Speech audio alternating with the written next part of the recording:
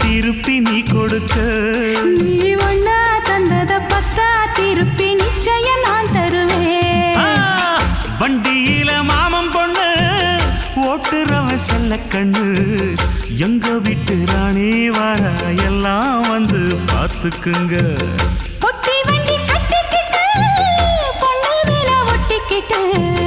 ராணிக்கு தராசா எங்க மாமே வரார் பார்த்துக்குங்க